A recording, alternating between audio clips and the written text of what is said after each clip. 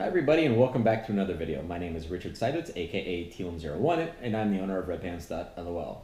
I've got a couple dogs playing in the other room. I've got my girlfriend's 3-year-old Great Dane and our 11-week-old Great Dane puppy, and this is like take 27 according to my GoPro. And every time they stop me because they're being loud and obnoxious and I can't talk over them, I stop, I take a drink, and this is like my 4th beer now, so bear with me. But let's talk about clutches. We have got in front of me what is the clutch and flywheel setup going into my 4.3 liter V8 Vantage. I say that specifically because this clutch is not actually from a 4.3 liter V8 Vantage, it is from a V12 Vantage.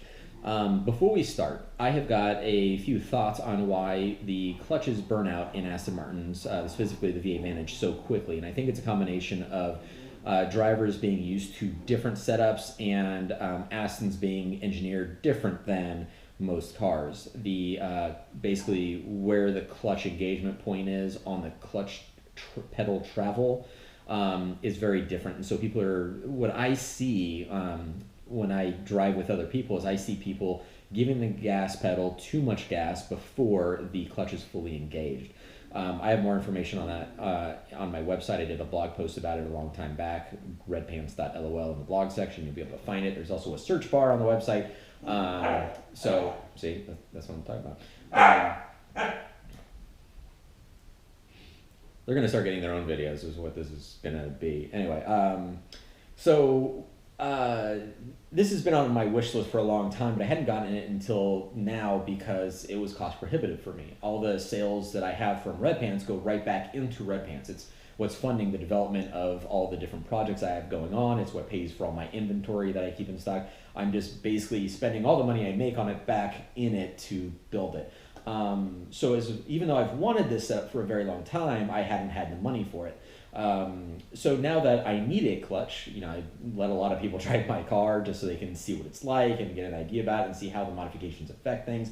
And some of them aren't as good with the clutch pedal as others, and eventually I need a new clutch. So here we are. Because that price is somewhat substantial, I tell people, if you don't have the discretionary funds to blow on a very expensive upgrade, wait until you need a clutch. When you do need a clutch, you're kind of screwed anyway, because the original setup, I sell the original one, which is an updated version, so it is going to be more robust and last longer than the original 4.3 liter clutches did. But if you want something that's more heavy duty and has the benefits that I'm going to go over with this video, Stuart at VelocityAP has this setup, and it's awesome. And since you have to replace your clutch anyway, you might as well spend the extra money to get this. If you want to stick with OEM though, like I said, redpants.lol has a store section. I sell all of Aston Martin's OEM parts. Some of them I keep in stock, some I do not. If they are not in stock, I get them from England, from the factory, and it takes an extra about week to 2 depending on how quickly they get them to me. Anyway, so let's go over this and why I got it instead of sticking with OEM. The clutch comes from a V12 Vantage. It is actually the OEM piece, but because it's from the V12 Vantage, it's made with that engine in mind. So my 4.3 liter, which is much smaller, should have no problem putting down power on a clutch that's designed to withstand a whole lot more. So what Stuart has done is adapted this clutch to work in this car. So there are some custom pieces, there are some nifty things that have been done here, but the main thing that I was interested in, aside from the clutch itself, is this flywheel. So this flywheel, as you can see, is absolutely gorgeous, first of all, but it is a lightweight unit. The original flywheel is insanely heavy, and even though this one still has some heft to it, it's 17 pounds lighter than the original flywheel in the 4.3 liter Vantage. And what this is going to do is directly impact the performance of the engine when it comes to changing revs. So if you think of when you're sitting there and you give it gas, if you floor the gas pedal, it takes a long time for those revs to build up. And the reason is because the engine has to sort of, if you think of it, winding up all the weight attached to the engine. The flywheel is directly attached. And when it's that heavy, it's weighing down that engine, so it takes time for the flywheel to gain momentum. And once it gains momentum and it's no longer weighing down the engine as much, then it's spinning quicker, the engine can rev up freer. That's why the top half of the RPM range is very responsive, and the bottom half is super sluggish. It's because of things like this. The crank pulley is the same way. It's like that big. It's huge. Aston did it. In their defense, they did it to make the car smooth, the engine smooth. The engine is very smooth, and it revs up nicely, and it coasts down nicely. The way you're going to tell a difference, as far as what can be considered a negative for a lightweight flywheel, is that the engine is going to lose revs quicker.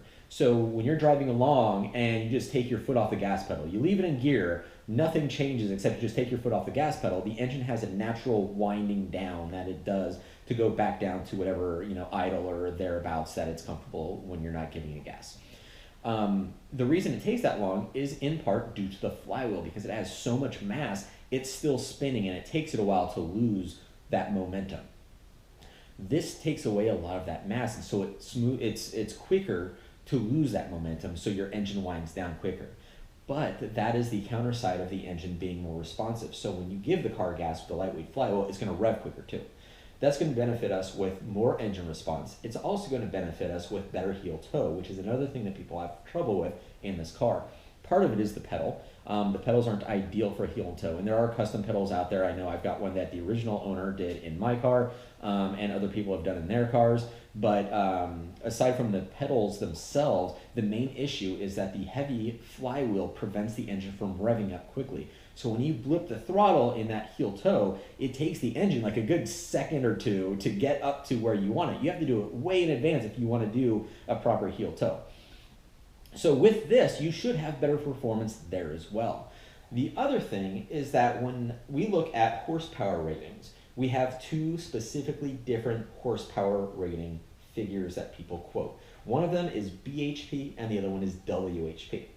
BHP is brake horsepower. Some people say base horsepower. It's actually brake horsepower. An engine brake is basically a dyno that the engine gets connected to directly outside of the car, just an engine and dyno, where the dyno reads how much power the engine is putting out. These are the numbers that manufacturers quote for their car. So if Aston says the car has 420 horsepower, it's because they took the engine and out of the car, or they just never put it in the car, they just took an engine and they stuck it on an engine brake. That's BHP. When people like us go and measure power, we do it on a dyno, on a chassis dyno. What that is a device where you actually put your car on it and drive it, and it spins the wheels, and there are rollers that pick up how much power is being put down. That is a very different setup, and those numbers are always lower. The reason is because going from the engine to the wheels, there is drivetrain loss. The engine has to put power and use power to get everything moving. And by replacing certain things, we end up making that process more efficient, so less power is lost. The flywheel is one of those major components. So although the engine isn't putting out more horsepower, we should see a nice increase in wheel horsepower with a lightweight flywheel, and we should get that power quicker because it doesn't take the engine as long to rev up. So it's sort of a neat multiple benefit unit. The downside is, again, because it's lighter weight, we have less mass that is keeping up momentum. So the engine won't be as smooth when we're cruising along. It will take a little bit more attention being paid to it.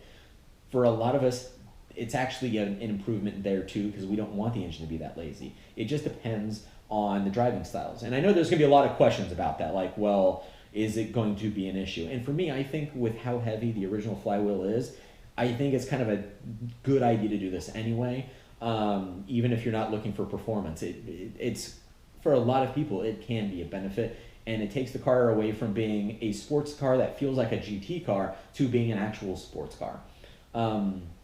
The other thing is the other downside is it's more difficult to get the car's computer to recognize, or excuse me, to learn the misfire correction on the lightweight flywheel. So this is a very weird thing that Aston does, where they have what's called a misfire correction. I'm not going to get into it in this video, but basically there's a sensor that reads the way the flywheel is, that takes a reading off the flywheel to see if there are any misfires in the engine, and it makes a bunch of corrections. It's it's stupid, it's a pain in the butt. If you ever hear anybody talking about coast down procedures, that is a misfire correction process. The lightweight flywheel makes it more difficult for that process to happen, so it may take some extra coast downs to get it to work.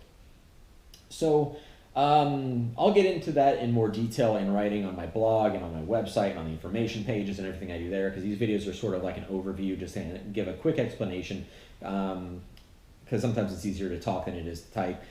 Usually not, because noise is in the other room, and a few of these later and I have no idea what I'm actually saying.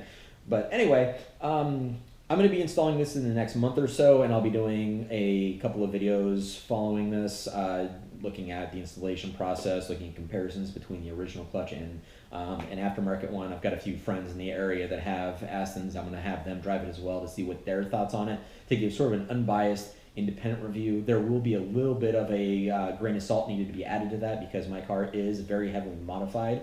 So there will be a lot of differences between my car and most people's cars, but I'm hoping to get like the basically some good feedback on what most people think about a lightweight flywheel.